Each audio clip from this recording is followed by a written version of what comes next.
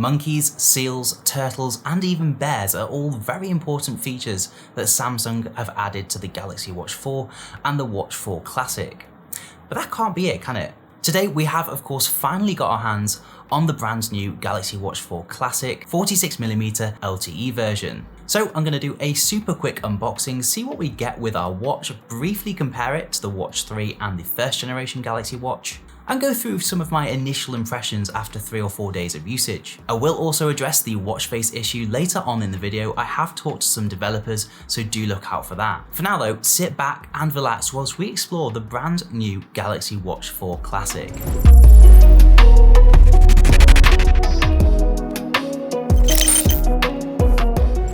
What's up guys, welcome back to Take It Easy. So I've finally got my hands on the Galaxy Watch 4 Classic, so let's not waste any more time, let's get straight into the unboxing. But do remember, if you do find yourself enjoying the video at any point, please do leave a cheeky like and subscribe to the channel for more content. So the Galaxy Watch 4 Classic, very similar box to the Galaxy Watch 3, but to be honest, if we compare it to the Apple Watch, the unboxing really isn't all that special, which is a shame, but it is the product that matters after all. So there it is, the Galaxy Watch 4 Classic, rubber wrist strap with it this year, which doesn't make much sense to me as I thought the Classic was meant to be more of a luxury traditional watch, so not sure why they didn't include a leather strap at the very least like they did with the Watch 3. I will say though that this strap feels a lot more durable and sturdy compared to the first generation Galaxy Watch, which also came with a rubber wrist strap. It's really nice and thick and feels really comfortable on the wrist, so can't really complain about it. Inside the box, other than the Watch 4, there really wasn't much else. You get a few manuals and a mini wireless charging puck, but no wall adapter. You can of course use a third-party wireless charger if you want to, but do double check compatibility. Now the unboxing is out the way, let's really hone in on the Galaxy Watch 4 Classic design. The display does appear ever so slightly larger than the Galaxy Watch 3, which I can appreciate. They've kept it relatively slim, which I like. If we compare it to something like the TicWatch E3, that was a bit of a chunky monkey, so have to commend Samsung for getting it so small considering its large feature set. Over on the side there we have two physical buttons, which were a talking point for a lot of us when the rumours of the Galaxy Watch 4 were floating around.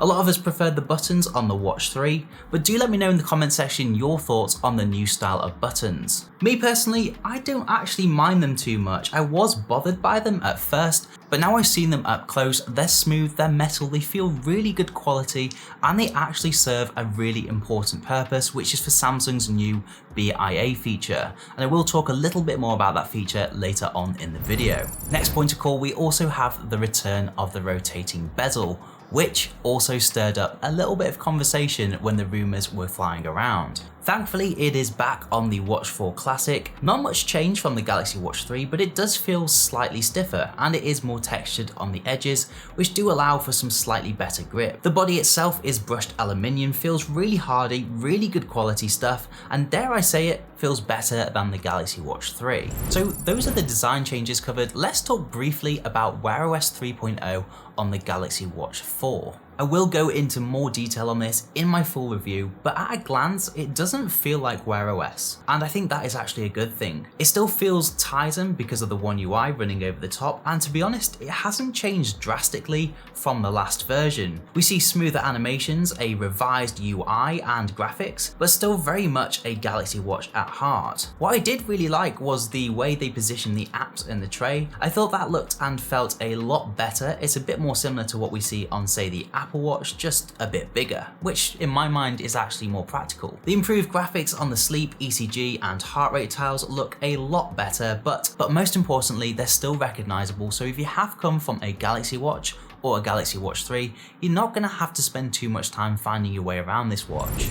Now for the elephant in the room, the big issue I have with the Galaxy Watch 4 is the lack of the Galaxy Store. Now, I wrongly assumed in previous videos that since they were bringing One UI to the Watch 4, we might see the Galaxy Store return, and it hasn't. This is terrible news for the watch face ecosystem. I've seen some YouTubers say things like, oh, Wear OS is so much better for watch faces, so much more choice. This, in my opinion at least, is not true at all. Installing Wear OS watch faces appears a bit messy. You often find you download a free watch face, and turns out you have to pay for it inside the dedicated watch face app. Then I don't know if it's just me, but when you search for a watch face, there's not really much choice at all.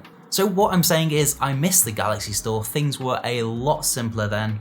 And I do really hope they consider bringing back the Galaxy Store for the Galaxy Watch 4, but I'm not even sure if that is possible.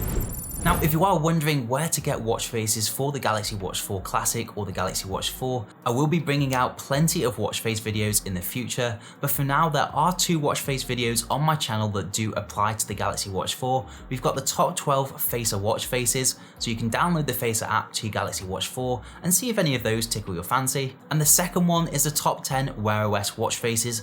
All of those watch faces should be compatible with your Galaxy Watch 4. I'll leave links down below if you want to head over to those after the video. I did actually speak to a watch face developer and he mentioned that the approval process for designs on the Play Store is a lot more complicated and it's not so easy just to simply move a watch face to Wear OS. There's a few changes that need to be made first, so all I'd say is be patient. We will see some of our favorite watch faces from the Galaxy Store on the Play Store very soon. Now, the Galaxy Watch 4 Classic specs and features. Basically everything the Galaxy Watch 3 had and a bit more. That being said though, this time around Samsung have blessed us with a brand new processor, which in my opinion was long overdue. The Watch 4 Classic has the Exynos W920, which promises more efficient power usage and faster processing speeds. Samsung has also given us 1.5GB of RAM and 16GB of internal storage, which isn't half bad for a smartwatch. These specs are really important too because they all affect the battery life and how efficient that battery actually is. The Watch 4 Classic is said to give you 40 hours of battery life, so just short of 2 days. And from testing, I can fully believe that. And I'd even be inclined to say that you can get it to stretch to 2 days of battery life. I'm actually seeing a big difference in battery life consumption from the Watch 3, but I will go into that more in detail in my full review. Lastly, we do of course have all the usual workout modes, sleep tracking, heart rate, SpO2 and more, but this time we have the addition of body composition analysis. Not going to go too much into that either, but what it does is give you an idea of body fat percentage, water, muscle mass and a few other bits. Very impressive technology for a smartwatch. So I think we've had a really good quick look at the Galaxy Watch 4 Classic there. I'm sure you've all seen other videos too by now, so what I'm going to do is I'm going to stop here and return again in a week or two with a full in-depth review for you, going through all the Galaxy Watch 4 features. In the meantime though, I will be bringing out some more Galaxy Watch 4 content, so make sure you're subscribed and got the notifications bell turned on. Just before we go, if you did enjoy the video, please consider leaving a like and subscribing to the channel if you're new around here. For now though, I've been Alex, this has been Take It Easy, thank you so much for watching, and hopefully I'll see you in the next one.